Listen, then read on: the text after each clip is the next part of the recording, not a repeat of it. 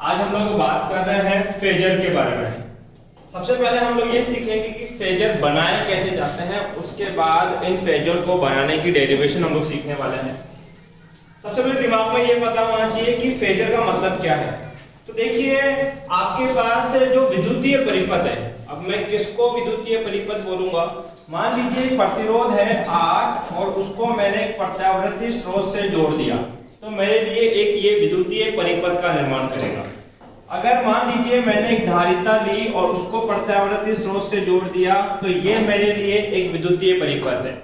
मैंने धारिता की जगह एक दूसरा एलिमेंट जोड़ दिया, प्रेरकत्व, और उसको विद्युतीय स्रोत से जोड़ दिया, तो ये भी क्या है, मेरे लिए विद्युतीय परिपथ है।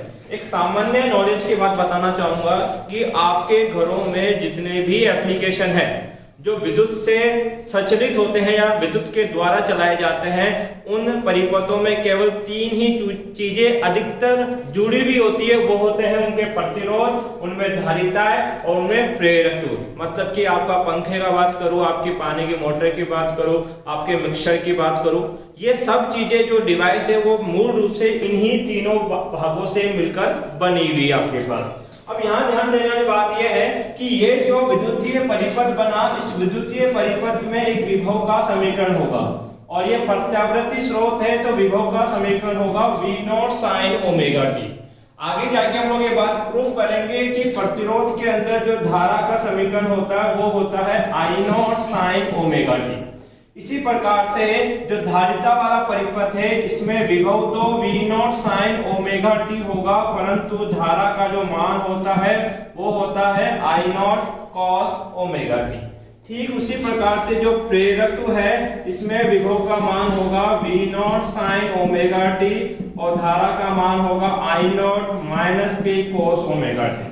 अभी आपको इस बात पे विचार करने की जरूरत नहीं है सर, इसमें धारा I0 sin ओमेगा t आई, इसमें धारा I0 cos ओमेगा t है, जबकि इसके अंदर धारा माइनस के I0 cos ओमेगा t है।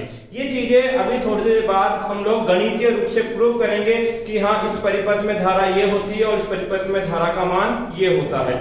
अभी हम लोग मान के चल रहे हैं कि प्रतिरोध होगा तो विभव का समीकरण ये होगा और धारा का समीकरण ये होगा। धारिता के अंदर विभव धारा के मान निम्न होंगे, प्रेरकत्व में विभव धारा के मान निम्न होंगे।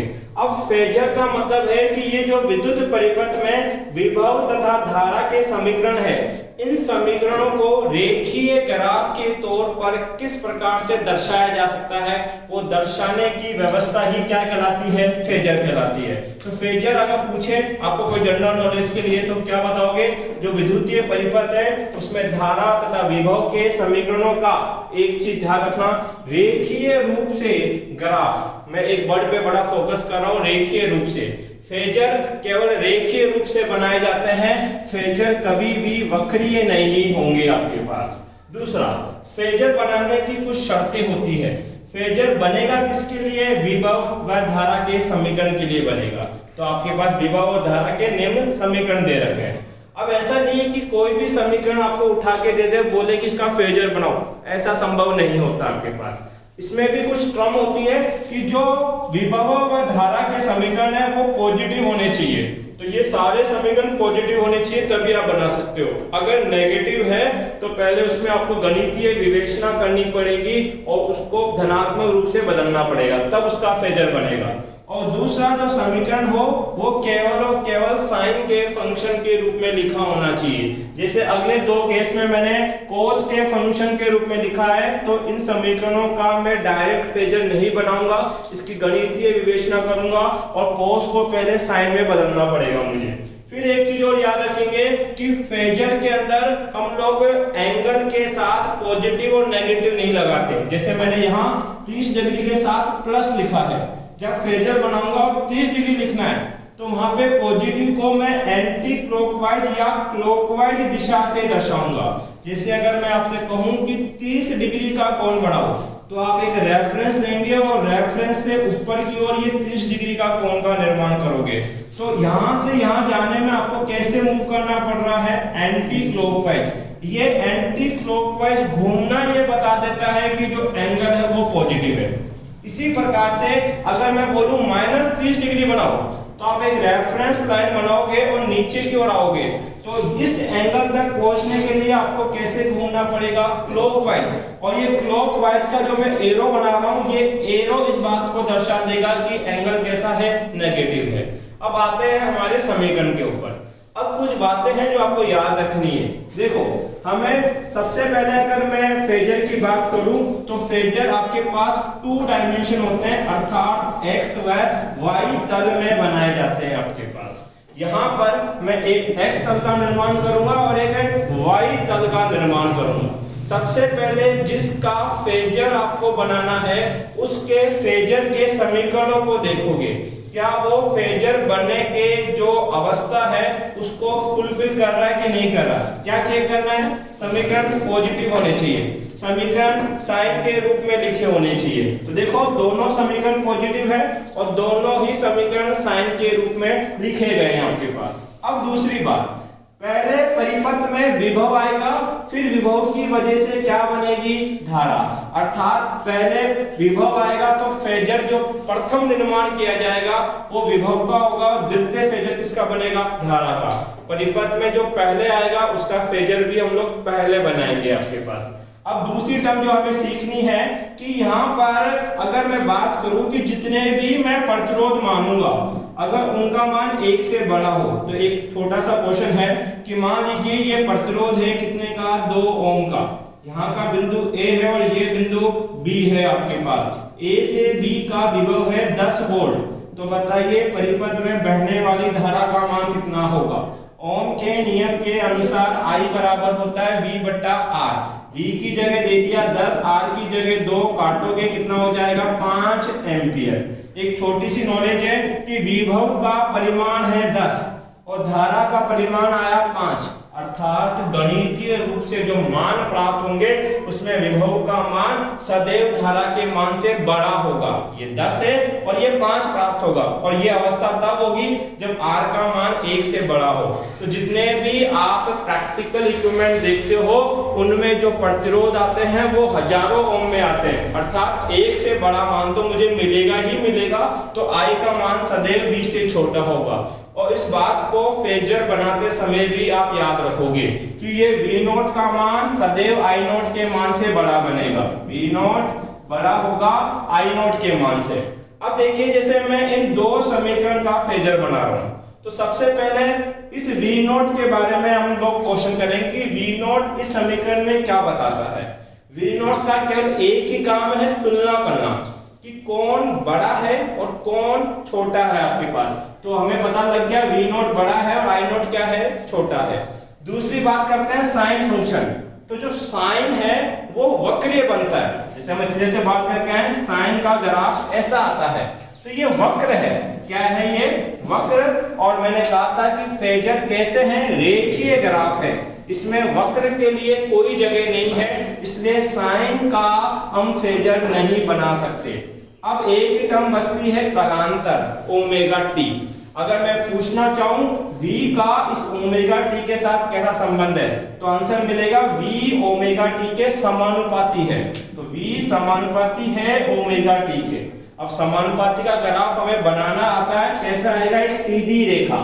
अब ये रेखा कितनी बड़ी बनानी है, इतनी बनानी है, इतनी बनानी है, या यहाँ तक लेके जानी है, ये डिसाइड करेगा कि V0 का मान कितना है। मान लेते हैं V0 के मान की वजह से ये रेखा इतनी बड़ी बनी। अब देखो ये कौन था, कालांतर था, एक कोण था, और कैसा कोण है, पॉजिटिव कोण है, इसलिए मैं यहां से यहां कैसे मूव करूंगा, एंटी क्लॉकवाइज। ये बात मैंने यहां बताई थी, पॉजिटिव कोण होगा तो कैसे घूमोगे, एंटी क्लॉकवाइज। और कितना कोण है ये, ओमेगा टी। तो ये बन गया V का फेजर। फेजर का मतलब कुछ ही नहीं है, केवल रेखीय रूप से ग्राफ बनाना है। अब वो अलग अलग समीकरण के लिए अलग अलग बनता है, तो मैंने V का फेजर बना दिया। अब दूसरे समीकरण का फेजर बनाऊंगा, इसी के अंदर बनेगा I। मैं I0 क्या बताता है कि इसकी लेंथ V0 की लेंथ से छोटी रखनी है, केवल I0 का इतना सा काम है ये इन्फॉर्म करना। साइन का फेजर नहीं बनता क्योंकि साइन वक्रीय होते हैं और फेजर रेखीय प्रदर्शन करता है। अब एक ही चीज बचती है, ओमेगा टी। ओमेगा टी का आई के साथ फिर से संबंध कैसा आ जाएगा, समानुपाती। तो ओमेगा टी का संबंध तो हम पहले बता चुके हैं कि ओमेगा टी इस लाइन पे आता है, तो आई भी इसी लाइन पे होगा, बस थोड़ा छोटा होगा, क्योंकि हमने बोला है आई नॉट छोटा है और वी नॉट क्या है, बड़ा है। तो ये आ गया वी नॉट और आई नॉट का फेजर, ये इसका फेजर का निर्माण हो गया। अभी तो केवल आप दो दो समीकरण का फेजर बना रहे हो, आगे जैसे जैसे आप फेजर बनाना सीखोगे तो एक ही ग्राफ में विद्युत के 5 समीकरण भी आपको दर्शाने पड़ेंगे, इसलिए इनको सीख सकते हो। रटने की कोशिश करोगे तो हमेशा गलती करोगे। अब दूसरे समीकरण का मैं फेजर बनाना चाहता हूं, तो सबसे पहले समीकरण जो दे रखे हैं उनको देख के सोचो क्या इनका फेजर बन सकता है क्या, नहीं, क्योंकि शर्त क्या है, दोनों पॉजिटिव होने चाहिए और दोनों साइन के रूप में लिखे होने चाहिए। ये तो साइन है परंतु ये कोस के रूप में लिखा गया है आपके पास, तो अब आपको गणितीय विवेचना करनी पड़ेगी। एक छोटा सा सूत्र मैं आपको बता देता हूं जो आपको याद रखना है कि sine pi by 2 plus minus omega T बराबर होता है कोस omega T. Sine pi by 2 plus minus omega T बराबर होता है कोस ओमेगा टी। अब इस सूत्र को देखकर दिमाग में एक चीज आती है, सर ये जो दिया गया सूत्र है ये पॉजिटिव के लिए भी लगता है और ये नेगेटिव के लिए लगता है, तो हमें कब पता लगेगा कि कौन सा पॉजिटिव लगाना है कब नेगेटिव लगाना है। बहुत आसान है, अगर ये कोस पॉजिटिव में है तो अंदर भी पॉजिटिव लोगे, और अगर ये कोस नेगेटिव में लिखा गया है तो अंदर भी क्या लोगे, नेगेटिव। जैसे पहले समीकरण में कोस पॉजिटिव है तो यहाँ पे मैं पॉजिटिव साइन लूंगा। दूसरा समीकरण देखो मैंने माइनस का कोस लिखा है तो वहां अंदर भी क्या लेंगे हम लोग, माइनस कंसीडर करेंगे। सबसे पहले इस धारा को बदला जाएगा, I बराबर हो जाएगा आई नॉट, कोस को लिख सकते हैं साइन पाई बाई 2 प्लस में ओमेगा टी आपके पास, तो मैंने कोस को साइन के रूप में लिख दिया आपके पास। अब आपको पता है a प्लस बी लिखो या b प्लस a लिखो कोई फर्क नहीं पड़ता, 2 प्लस 3 भी 5 होगा और 3 प्लस 2 भी 5 होगा। मैं ओमेगा टी को पहले लिख रहा हूं, पाई बाई 2 को बाद में लिख रहा हूं, omega T plus pi by 2। अब देखो मैं जिन दो समीकरण पे टिक कर रहा हूं क्या वो फेजर बनने लायक है, क्यों, दोनों समीकरण पॉजिटिव है और दोनों समीकरण साइन के रूप में लिखे गए हैं आपके पास। तो फेजर कौन से प्लेन में बनते हैं, x और y प्लेन में। परिपथ में पहले विभव आएगा तो फेजर भी किसका बनाओगे, विभव का। विभव में v नॉट क्या दिखाता है कि इसकी आकृति बड़ी होगी, v नॉट बड़ा होगा किससे, i नॉट से। v नॉट और i नॉट का काम केवल और केवल तुलना करना है। साइन का फेजर बनता नहीं है, ओमेगा टी के साथ ये संबंध कैसा है, व्युत्क्रमानुपाती कर्मानुपाती का, तो समानुपाती का, सॉरी गलती हो गई, समानुपाती का संबंध है और समानुपाती का ग्राफ आता है एक सीधी रेखा। ये हो गया v not, omega T positive है तो कैसे मूव करोगे, एंटी क्लॉकवाइज, और क्या लिखोगे, ओमेगा टी। अब दूसरे पे आते हैं, आई नॉट का मतलब है इसको छोटा बनाना है, साइन का बनेगा नहीं। अब बचती है omega T plus pi by 2, pi by 2 का मतलब होता है 90 डिग्री। सबसे पहले हम देखेंगे कि आई निर्भर करता है ओमेगा टी पे, बात सही है। ये जो रेखा है ये ओमेगा टी का एंगल है, मतलब ये ओमेगा टी की लाइन है, इस ओमेगा टी से कितना आगे, पाई बाई 2 90 डिग्री, मतलब इसका 90, तो इसका 90 ये है। अब मैं सेंटर पे आ गया तो इससे 90 डिग्री इधर जाओगे आप लोग, तो इसका मतलब कि ये ग्राफ कुछ यहाँ पहुंचेगा। ये हो गया आई नॉट, आपने ओमेगा टी के आगे जोड़ा कितना, पाई बाई 2, तो ओमेगा टी से पाई बाई 2। दूसरी बात ये भी सोच सकते हो ये पॉजिटिव एंगल है, प्लस पाई बाई 2 है, और पॉजिटिव एंगल में कैसे मूव करना पड़ता है, एंटी क्लॉकवाइज, इसलिए ओमेगा टी से 90 डिग्री में आगे मूव किया। मैंने कहा था आई नॉट को छोटा बनाऊंगा और वी नॉट को क्या बनाऊंगा, बड़ा। ये इन दो समीकरणों का क्या बना, फेजर। अब जैसे तीसरे समीकरण का मुझे फेजर बनाना है, समीकरण दे रखे हैं, इन दोनों समीकरण अभी देख के पता लगता है कि ये फेजर बनने लायक नहीं है। क्यों, क्योंकि ये जो धारा का समीकरण है एक तो नेगेटिव है और दूसरा कोस के रूप में लिखा है। सबसे पहले इसको पॉजिटिव बनाना पड़ेगा, उसके लिए क्या करेंगे, आई बराबर माइनस के आई नॉट, कोस ओमेगा टी को मैं क्या लिख सकता हूं, sine pi by 2 minus of omega T.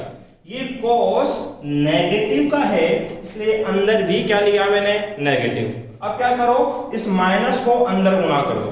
जब माइनस को अंदर गुणा करोगे तो आई नॉट साइन नेगेटिव तो पॉजिटिव हो जाएगा और ये पॉजिटिव वाली टर्म क्या हो गई, नेगेटिव। अब ये जो आपके पास है विभव का समीकरण, विभव का समीकरण और किसका, धारा का समीकरण, ये दोनों समीकरण फेजर बनने लायक हैं आपके पास। तो इनका फेजर बनेगा कौन से तल में, एक्स वाई तल में, एक्स और वाई। सबसे पहले परिपथ में विभव आएगा, इसलिए विभव का फेजर सबसे पहले बनाएंगे। वी नोट का मतलब है आकृति में बड़ा बनाना है, साइन का बनता नहीं है क्योंकि वक्र आ जाता है। टर्म क्या बचती है, ओमेगा टी, जिसका वी के साथ संबंध कैसा है, समानुपाती। ग्राफ आएगा एक सीधी रेखा, ये हो गया वी नोट और ये एंगल हो गया ओमेगा टी। अब बात करते हैं आई के बारे में। आई नोट को कैसा बनाना है, छोटा, ठीक है, साइन का बनेगा नहीं। अब ओमेगा टी कहां पे बना हुआ है, तो सर ये है ओमेगा टी की लाइन। ओमेगा टी से कितना पीछे, पाई बाई 2, 90 डिग्री पीछे। ये एंगल नेगेटिव है और नेगेटिव एंगल में कैसे मूव करना पड़ता है, एंटी क्लॉकवाइज, अर्थात इससे पाई बाई 2 नीचे जाओ तो इसका 90 डिग्री ये है। तो ये हो गया आई नॉट और ये कितना चले हम लोग, पाई बाई 2 आपके पास। तो ये हो गया omega T minus pi by 2। ये इन दिए गए समीकरणों का क्या है, फेजर है। तो ये कुछ हमने फेजर बनाना सीखे, इसके आगे और भी हम फेजर बनाना सीखेंगे। बस जब भी फेजर बनाएंगे तो इन पॉइंट्स को आप याद रखना पड़ेगा कि हाँ इन पॉइंट को देखकर मैं फेजर बना रहा हूं। इसलिए पहले फेजर बनाना सीख रहे हैं, फिर डेरिवेशन करते हैं।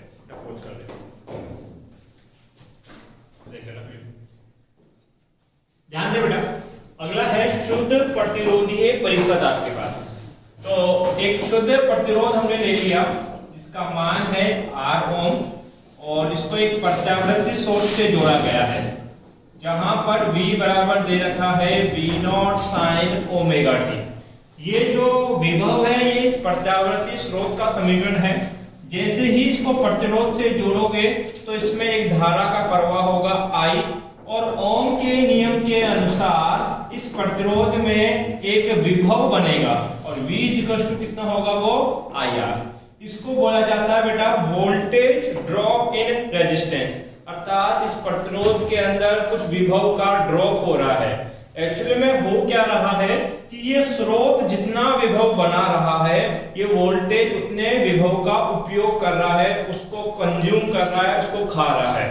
अब ध्यान दे, जो वोल्टेज बनाता है उसका विभव हम पॉजिटिव कंसीडर करते हैं और जो वोल्टा को कंज्यूम करता है उसका कैसा कंसीडर करते हैं, नेगेटिव। हमने पाठ संख्या 6 में एक नियम पढ़ा था KVL, किरचॉफ वोल्टेज लॉ के अनुसार लिखा जा सकता है कि किसी भी बंद परिपथ में जो कुल विभव का योग होता है वो शून्य होता है आपके पास। तो ये एक बंद परिपथ है और यहाँ पर दो विभव आ रहे हैं, एक आ रहा है स्रोत का विभव और एक है प्रतिरोध का विभव। इन दोनों का योग शून्य तभी होगा जब एक पॉजिटिव होगा और दूसरे का मान कैसा होगा, नेगेटिव। अगर ये प्लस का 100 वोल्ट बनाता है और ये 100 वोल्ट कंज्यूम कर लेता है तो प्लस 100 माइनस 100 टोटल कितना हो जाएगा, 0। इस प्रकार हम लिख सकते हैं कि प्लस V और माइनस का VR इक्वल टू कितना लिखा जाएगा, 0। माइनस VR को बराबर के उधर भेजूंगा, प्लस का हो जाएगा, तो VR equal to V। VR का मान दे रखा है कितना है, IR आपके पास इक्वल टू V का मान बता रखा है V not sign omega T. यहां से धारा का समीकरण बनाना है तो R को बट्टे में ले जाएंगे तो I बराबर हो जाएगा V नॉट बट्टा R sine of omega t. ध्यान दे V नॉट इस प्रत्यावर्ती स्रोत का शिखर मान है और शिखर मान हमेशा एक कांस्टेंट वैल्यू होती है, कभी भी परिवर्तित नहीं होती। तो V नॉट एक कांस्टेंट है, R एक प्रतिरोध है, इसका मान भी नियत बना रहेगा, अर्थात V नॉट बट्टा R का जो अनुपात आएगा वो भी एक नियत राशि होगी। और यहाँ पर हम ऐसा मान लेंगे कि वो नियत राशि I नॉट है जिसका मान होगा V नॉट बट्टे में क्या, R आपके पास। अगर इसको I नॉट मान लिया तो धारा का समीकरण बन जाएगा I not sign omega T आपके पास। मैंने कहा था कि विभव और धारा के समीकरण आपको बनाने हैं, तो विभव का समीकरण है V not sign omega T, और प्रतिरोध के केस में धारा का समीकरण कितना है I not sign omega T. अब इन दोनों समीकरणों को देखकर सबसे पहले आपको इनको वक्रीय ग्राफ बनाना है। वक्रीय ग्राफ कैसे बनेंगे ध्यान दीजिए। V बराबर दे रखा है V not sign omega T और I बराबर दे रखा है I not sign omega T. यहां पर जो विभव है वो किसका वक्र बनाएगा, साइन का। तो हम लोग इसमें साइन का एक वक्र बनाएंगे। ये साइन का वक्र है, ये ओमेगा टी और ये विभव। अधिकतम मान कितना आ जाएगा इसका V नॉट, और न्यूनतम मान माइनस का V नॉट आपके पास। ये साइन का बन गया। अब जो धारा है उसमें भी वक्र किसका बनेगा, साइन का। परंतु आपको पता है कि I नॉट का मान V नॉट के मान से छोटा होता है, तो वक्र में भी छोटा रखना पड़ेगा। अर्थात ग्राफ तो साइन का ही आएगा परंतु कुछ छोटा साइन बनेगा आपके पास। तो ये आपके पास है प्लस I नॉट, ये है माइनस के I नॉट। देखिए V नॉट बड़ा बनाया गया है और I नॉट क्या बनाया गया है, छोटा। तो ये तो विभव का वक्र है और ये धारा का वक्र आपके पास है। अब इनका क्या बनाना पड़ेगा आपको, फेजर। फेजर के लिए आपको विभव व धारा के समीकरण पता होना चाहिए। तो दिए गए परिपथ में विभव का समीकरण दे रखा है V not sign omega T, और धारा का समीकरण हमें प्राप्त हुआ है I not sign omega T. अब ग्राफ अगर मैं समीकरणों को देखूं तो दोनों समीकरण फेजर बनने लायक है। यहाँ पर क्या बोला जाएगा कि जो V नॉट है वो डिसाइड करेगा इसकी लेंथ। साइन का फेजर बनता नहीं, और ओमेगा टी के साथ संबंध कैसा है, समानुपाती का। तो ग्राफ आएगा एक सीधी रेखा आपके पास। ये एंगल कितना फॉर्म होगा, ओमेगा टी।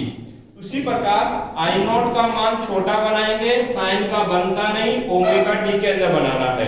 तो ओमेगा टी की लाइन तो पहले ही बन चुकी है, इसी में थोड़ा आगे कौन बनेगा, I नॉट आपके पास फॉर्म होगा। अब इस फेजर के आधार पर कुछ परिमाण आपको लिखने पड़ेंगे। इस प्रकार से परिमाण वो मैं यहीं लिख देता हूं। देखिए, जिस लाइन में V नॉट बना है उसी लाइन में I नॉट को भी बनाया। तो ये V नॉट है और ये कितना है, I नॉट है। अर्थात जिस दिशा में विभव जा रहा है उसी दिशा के अंदर धारा का प्रवाह भी हो रहा है। दोनों समान दिशा में है, इसलिए इन दोनों के मध्य जो कला का अंतर होगा अर्थात कलांतर होगा वो शून्य बनेगा आपके पास। तो क्या बोलेंगे, विभव तथा धारा के मध्य कलांतर शून्य है, शून्य प्राप्त होता है, शून्य प्राप्त होता है। देखो इस बात को और दूसरे तरीके से भी समझ सकते हो। इस विभव का कलांतर कितना है, ओमेगा टी। धारा का कलांतर भी है ओमेगा टी। दोनों समान कोण पर है, तो अंतर निकालने का मतलब है घटाना। इंग्लिश में बोलते हैं फेज डिफरेंस। डिफरेंस निकालने का मतलब है सब्ट्रैक्ट करोगे, घटाओगे। ओमेगा टी में से ओमेगा टी घटाओगे, शून्य प्राप्त होगा। अर्थात V व I के मध्य कलांतर कितना प्राप्त होता है, शून्य। ये बात याद रखोगे क्योंकि आगे आपके काम आएगी। जब भी मैं बोलूं प्रतिरोध है तो प्रतिरोध में जिस दिशा में विभव होगा उसी दिशा में किसका प्रवाह होगा, धारा का प्रवाह होगा। एक चीज और, आवर्ती पर निर्भरता। आवर्ती तो आपने I नॉट बराबर क्या पढ़ा, V नॉट बट्टा R। हमने माना था I नॉट बराबर होता है V नॉट बट्टा R। अब ये जो R प्रतिरोध है, क्या इसके साथ गुणा के अंदर और भाग में कोई राशि है क्या, आवर्ती? जैसे कि इसके साथ गुणा में F लिखी हो या इसके साथ भाग में F लिखा होता तो हम बोलते हैं कि प्रतिरोध आवर्ती पे क्या करता है, निर्भर करता है। परंतु यहाँ पर ऐसा कुछ भी नहीं लिखा हुआ, इसलिए क्या लिखा जाएगा कि जो प्रतिरोध है वह आवर्ती पर निर्भर नहीं करता। अब इसका एक फायदा है, ये जो प्रतिरोध है वो आवर्ती पर निर्भर नहीं करता, इस वजह से प्रतिरोध का व्यवहार या प्रतिरोध का मान AC तथा DC दोनों में समान रहता है, कहने का मतलब है, मान लो यहाँ प्रतिरोध है 5 ओम, इसको एक डीसी स्रोत से जोड़ोगे तब भी इसका प्रतिरोध 5 ओम ही होगा। अगर डीसी की जगह हटा के एसी जोड़ दोगे तब भी इस प्रतिरोध का मान कितना प्राप्त होगा, 5 ही प्राप्त होगा, ये बदलेगा नहीं। जबकि आगे जाके जब पढ़ोगे धारिता और प्रेरकत्व, वो दो ऐसे गणितीय या बोले विद्युतीय मान है जो आवर्ती पर निर्भर करते हैं, जिसकी वजह से उनके एसी में तथा डीसी में मान अलग अलग प्राप्त होते हैं। तो अगले दो कॉन्सेप्ट वही है जिसमें हम लोग धारिता और प्रेरकत्व के बारे में बात करने वाले हैं। तो एक रिजल्ट हमें यहाँ से ये याद रखना है कि प्रतिरोध का मान एसी तथा डीसी दोनों में क्या रहता है, समान रहता है।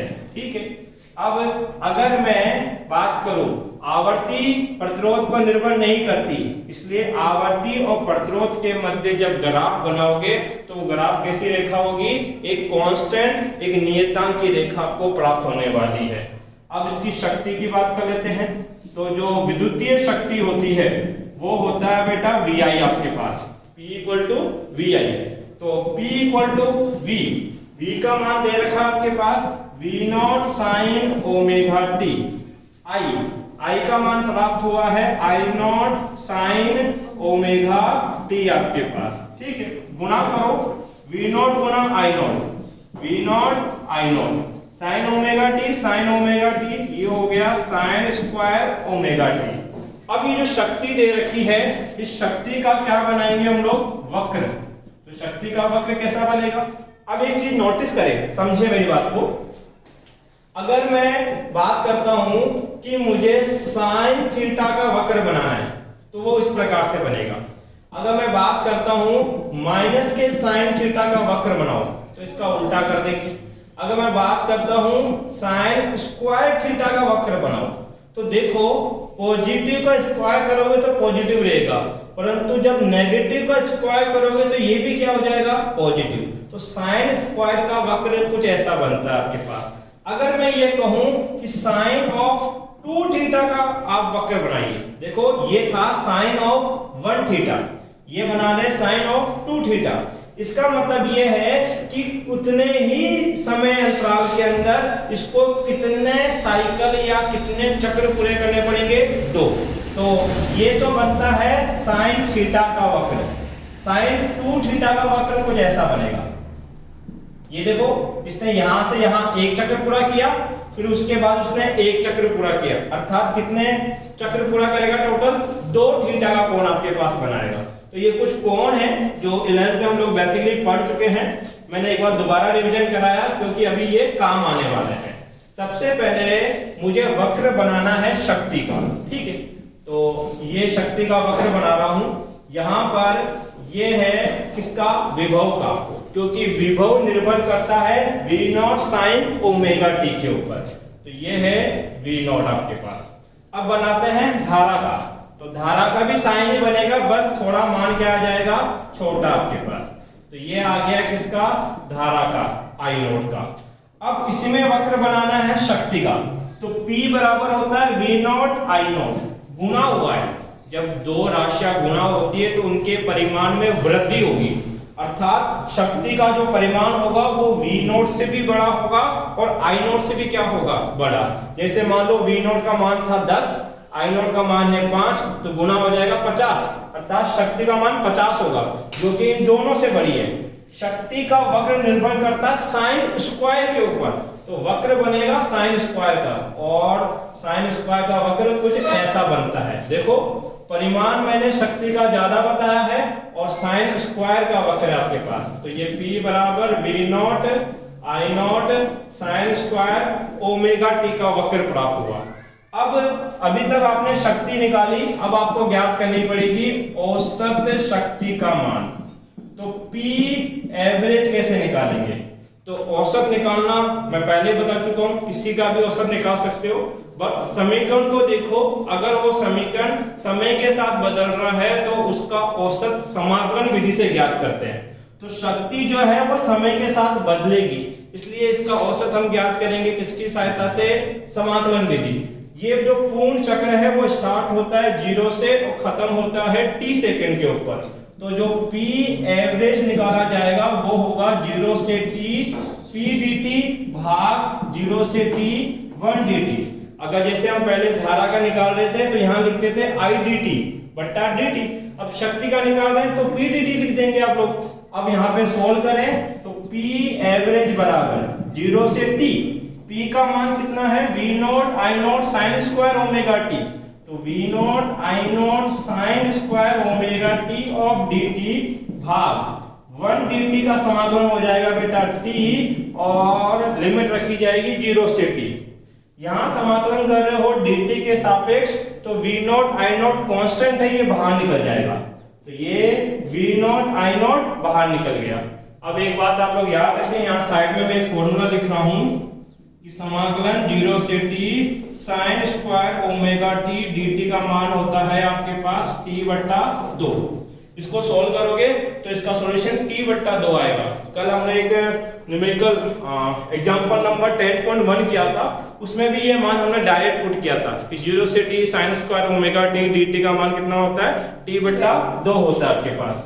तो 0 से t sine square omega t dt, तो हम लिखेंगे P एवरेज बराबर V नॉट I नॉट, ये सॉल्यूशन हो जाएगा t बट्टा 2 और इसमें लिमिट ओपन करोगे t माइनस 0 t से t कट गया, क्या बचा V नॉट I नॉट बट्टा 2।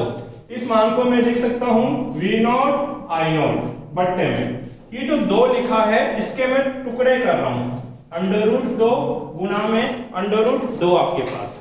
अब ध्यान दे V नॉट बट्टा रूट 2 ये तो हो गया V RMS, I नॉट बट्टा रूट 2 ये हो जाएगा I RMS, तो P एवरेज का मान हो जाएगा V RMS गुना में I RMS। अगर आपसे पूछा जाए शुद्ध प्रतिरोध परिपथ में औसत शक्ति का मान कितना होता है, तो औसत शक्ति का मान होता है P एवरेज बराबर I RMS गुना में V RMS।